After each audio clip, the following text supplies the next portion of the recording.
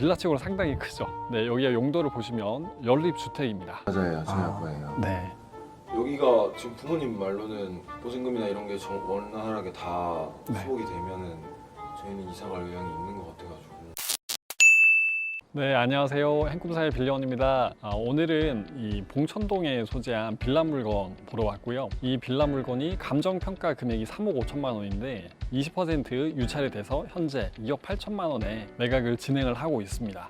과연 이 물건에 뭐 특별한 하자가 있는지와 그다음에 낙찰을 지금 받아도 될지 그런 위험사항이 있는지 한번 알아보겠고요. 이 빌라 물건 검색을 하시고 또 현장 조사하실 때 필요한 내용들 말씀을 드리겠습니다. 물건지로 올라가는 길인데요. 제가 이 2호선 봉천역에 내려가지고 지금 쭉 걸어가고 있는데 경사가 좀 있는 편입니다. 이 물건이 지도상으로 보시면 바로 북측편에 이 국사봉이라는 봉우리가 있습니다. 높이나 한 150m가 좀 안 되는 그런 봉우리인데 그렇다 보니까 여기가 국사봉이랑 바로 인접해서 경사가 좀 있는 편입니다. 지하철이랑 가깝지는 않다. 그 부분 참고하셔야 되겠고요. 빌라 물건이라고 한다면 좀 지하철이랑 가까운 것들이 거래가 빨리빨리 될 가능성이 있는데 일단은 입지적으로 봤을 때 좀 거래가 빨리 되지는 않을 수 있겠다. 이 부분 체크하셔야 되겠습니다. 한번 같이 들어가 볼까요? 일단 보니까 주차장이 상당히 넓습니다. 상당히 넓은 주차장 앞에 좀 약간 흉물처럼 보이는 컨테이너가 하나가 있네요. 컨테이너가 이렇게 좀 방치된 지 오래된 것 같습니다. 여기 좀 녹도수도 있고요. 보통은 이 공사를 하시고 나서 공사 대금을 받지 못한 유치권자분들이 점유를 하실 때 이 컨테이너를 세워 두시고 이 빌라 물건 내부에 또 점유를 하시고 그런 경우들이 있는데 이 컨테이너가 왜 있는지 한번 알아봐야 되겠고요. 컨테이너 때문에 인상이 조금 마이너스 포인트가 있습니다. 그리고 딱 보시면은 빌라라고 말씀을 드렸는데 빌라치고는 상당히 크죠. 네, 여기가 용도를 보시면 연립주택입니다. 연립주택이랑 일반적인 다세대랑 구분은 어떻게 하나요? 연면적이 660제곱미터를 초과하는 것은 연립주택이라고 하고 그 이하인 것은 다세대 주택이라고 합니다. 그래서 이 물건 같은 경우에는 연립주택이어서 좀 전체적으로 면적도 크고 세대수도 많습니다. 전체 세대수는 15세대고요. 지하층까지 포함해가지고 1층은 필로티고 위에 이렇게 층들이 있는데 또 연립주택이라고 해도 용도는 4개 층까지만 올릴 수가 있죠. 근데 여기 보시면은 2층, 3층, 4층, 5층, 6층까지 있습니다. 그러면 한 개 층은 연립주택이 아니라 다른 용도일 수 있으니까 혹시라도 이 물건 전체가 층이 아래층은 연립주택이라고 했는데 실제로 와보니까 더 높다라고 하면 용도 복합 건물일 가능성이 있습니다. 그래서 그런 부분도 체크를 해주셔야 되겠고요. 오늘 보시는 공매 물건 같은 경우에는 3층이기 때문에 연립주택인 거를 제가 확인을 했습니다. 빌라가 밖에는 그래도 좀 환하고 괜찮은데 주차장으로 들어오니까 완전 컴컴하네요. 좀 분위기가 약간 음침한 게 좀 좋지는 않습니다. 이렇게 내부로 오면은 센서 등이 켜지고 해야 되는데 네, 엘리베이터 앞쪽에는 켜지네요. 센서 등이 켜지네요. 예, 등이 많지는 않고요. LED 등을 좀 몇 개를 매립을 해놨습니다. 그래도 안쪽으로 걸어오니까 불이 켜지긴 하네요. 좀 안심이 되네요. 그리고 엘리베이터가 있고요. 또 여기 봉천동에는 좀 과거에 건축된 빌라 같은 경우에는 또 엘리베이터가 없는 빌라들도 꽤 많이 있습니다. 이 물건은 2008년에 사용 승인을 받았고요. 오늘 보실 301호 같은 경우에는 전용 면적만 76제곱미터가 넘어갑니다. 상당히 큰 편이죠. 거래량을 한번 보시면은 관악구 전체에서 1년 동안에 거래된 양이 1,400건의 빌라가 거래가 되었고요. 이 중에서 봉천동에 거래된 빌라 개수가 472건입니다. 전체 거래량에서 한 35% 정도 조금 넘는 비율 정도는 이 봉천동에서 거래가 되고 있고요. 또 물건지로 한번 올라가 보겠습니다.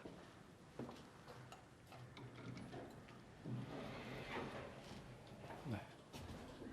엘리베이터를 와보면 빌라가 얼마나 잘 관리가 되고 있는지 확인하실 수가 있으신데요. 내부로 와보니까 이 손글씨로 알림, 공지사항 같은 것들을 다 게시를 해놨습니다. 관리 업체가 있는 것 같지는 않고요. 아마 반장님이 맡으셔가지고 이렇게 관리를 하시는 것 같은데 주민분들이 잘 협조를 하시는지 관리에 큰 어려움이 없으신지 그런 것도 한번 확인이 필요해 보입니다. 한 가구당 주차 한 대씩 다 할 수가 있습니다. 그만큼 여기가 연면적도 660제곱미터가 넘어가고 대지 면적만 해도 660제곱미터가 넘어갑니다. 오늘 같이 보실 세대는 전용 면적도 76제곱미터가 넘어가는데 대지권 면적도 50제곱미터가 넘어갑니다. 대지권이 상당히 크고요. 1년 동안에 이 거래를 된 유사한 면적의 빌라들 중에서는 대지권의 면적이 가장 큽니다. 여기 보시면 공용 관리비는 매달 한 4만 원 정도 나오고 있고요. 면적이 좀 있다 보니까 엄청 비싼 편은 아닌 걸로 보입니다. 그리고 한번 올라가 볼까요? 오늘 보신 물건은 3층이고 이 3층에 점유자분이 임차인분이 계십니다. 감정평가서를 보니까 물건 내부 사진도 있더라고요. 네, 그래서 이 임차인분이 감정평가사님 찾아오셨을 때 물건 내부를 보여주셨다는 거죠. 오늘도 이 임차인분 한번 만나 뵐 수 있는지 노크를 해보겠습니다. 네, 여기 보시면 여기가 현관문인데요. 현관문이 이 사무실 문처럼 이렇게 크게 되어 있습니다. 철문으로 되어 있는데 현관문부터 면적이 상당히 크다는 거 아실 수가 있죠. 네, 지금 계신지 한번 노크를 해보겠습니다. 네, 선생님 안녕하세요. 여기 부동산 좀 보러 왔습니다. 혹시 여기 세대가 지금 그 한국자산관리공사에서 매각 진행하고 있는 거 알고 계신가요? 그래서 안에 들어가진 않고 그냥 뭐 누수 같은 거 있는지 잠깐만 말씀 좀 부탁드릴 수 있을까요? 비 올 때 이제 그 비가 살짝 새는 게 있어요. 그거 말고는 지금 여기 보니까 관리비는 한 4만 원 정도 나오는 것 같더라고요. 네 맞아요. 달마다 뭐 그렇게 나오는 것 같은데 지금 그리고 컨테이너가 앞에 저 하나 있더라고요. 컨테이너도 지금 그게 이 집 지을 때 그 공사하시는 분들이랑 법적인 문제가 살짝 있어서 그분들이 그냥 던져놓고 갔대요. 그래서 그것 때문에도 지금 치우는데 조금 다른 분들이 애를 쓰고 계시는 것 같고. 요 서류를 잠깐 보시면 여기 아마 아버님 같으신데. 네 맞아요. 저희 아빠예요. 네.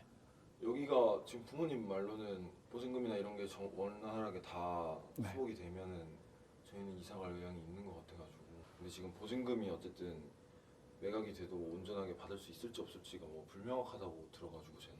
이 물건을 지금 보러 왔을 때 엘리베이터가 4층까지 있었고요. 이 건물 앞쪽에서 봤을 때는 층이 5층 넘게까지 있는 거 아닌가 했는데 그렇지는 않고요. 2층부터 해가지고 5층까지 있고 또 지하층이 좀 낮습니다. 지하층이 뭐 거의 1층 같은 지하 1층이 있고요. 그다음에 지하 2층도 있습니다. 그래서 뭐 추가로 또 용도가 연립주택이 아닌 세대는 없다라고 정리를 하시면 되겠습니다. 네, 집 구조를 봤을 때 북향으로 확인을 했고요. 이 북쪽으로 보시면은 이렇게 말씀드렸던 국사봉이 바로 뒤에 있습니다. 그리고 바로 앞에 또 다른 빌라도 있어가지고 TM뷰는 아니지만 그래도 3층이다 보니까 뒤쪽에 뭐 산이나 나무까지도 보여서 개방감이 조금은 있습니다. 확 채워 있지는 않다는 거 체크하셔야 되겠고요.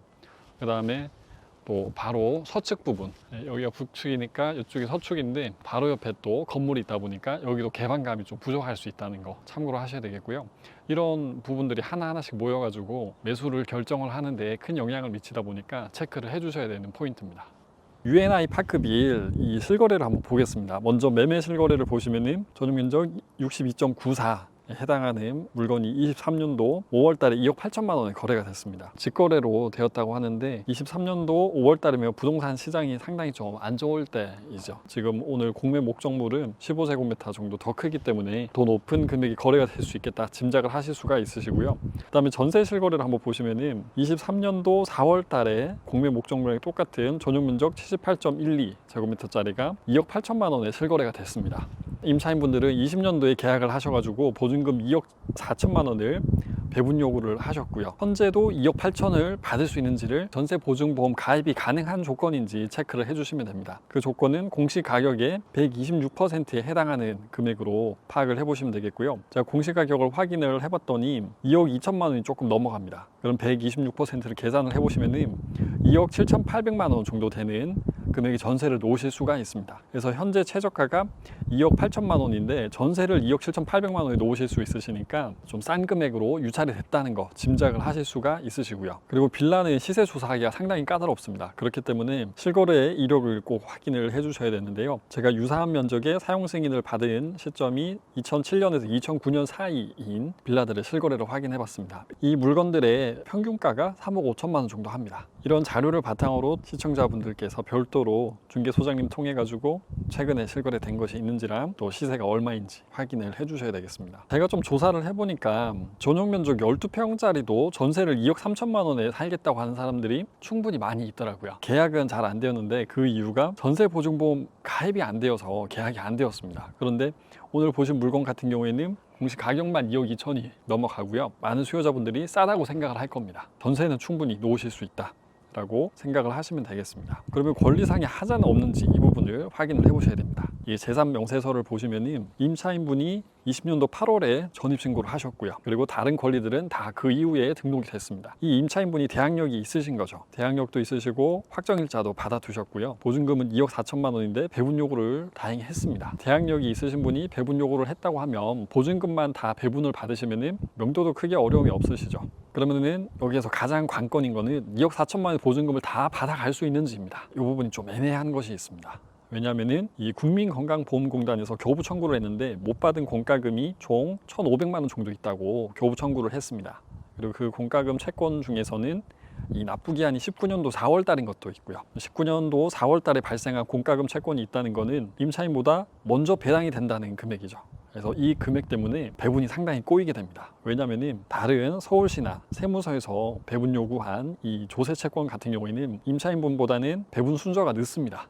그런데 국민건강보험공단은 이 공과금 채권이 임차인분보다 앞서는 바람에 배분이 복잡해지고요. 조세 채권 같은 경우에는 항상 공과금보다는 먼저 배분이 됩니다. 그러면 이제 이 말씀만 들어도 헷갈리시죠? 국민건강보험공단의 공과금은 임차인보다 먼저 배분이 되는데 조세 채권은 임차인보다 늦게 배당이 됩니다. 그런데 이 조세 채권은 또 건강보험공단보다는 먼저 배분이 된다고 말씀드렸습니다. 되게 헷갈리시죠? 네, 그래서 순위가 이렇게 충돌을 하게 됩니다. 순위가 충돌하면서 이 배분도 일반적인 배분이 아니라 다른 방식으로 배분을 하게 되고요. 그러면 이 부분에 대해서 분석이 안 된다라고 하시면 함부로 입찰을 하시면 안 되는 겁니다.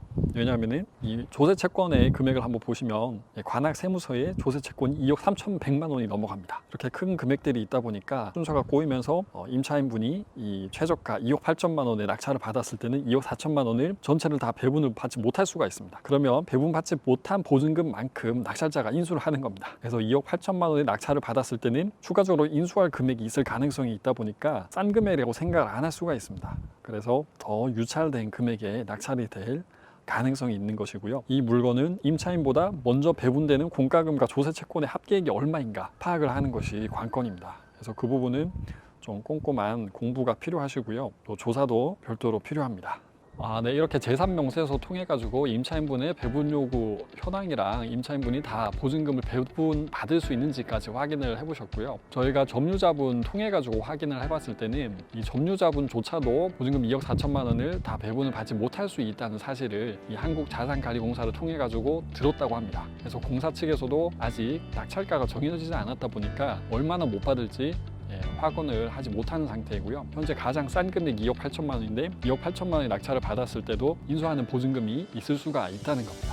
그래서 이런 부분들은 조금 더 배분에 대해서 공부가 필요하시고 별도로 또 조사하는 과정들이 필요합니다. 말씀드렸던 내용들을 힘꿈새에서 진행하는 공매 마스터반에서 또 설명을 드리고 있습니다. 이런 물건들 좀 복잡한 내용들이어서 제가 짧은 시간에 다 설명드리기 어렵다 보니까 설명을 못 드리는데요. 좀 넉넉한 시간을 가지고 압류재산 공매 입찰하시는데 필요한 모든 내용들을 제가 설명을 드리겠습니다. 그리고 국유 재산이나 신탁 공매 물건도 계속해서 꾸준하게 나오고 있기 때문에 이 공매 마스터반에서 공부하셔가지고 평생 한번 활용을 해보시면 좋겠습니다. 네, 오늘 준비한 영상은 여기까지고요. 저는 행꿈사의 빌런이었습니다. 시청해주셔서 고맙습니다.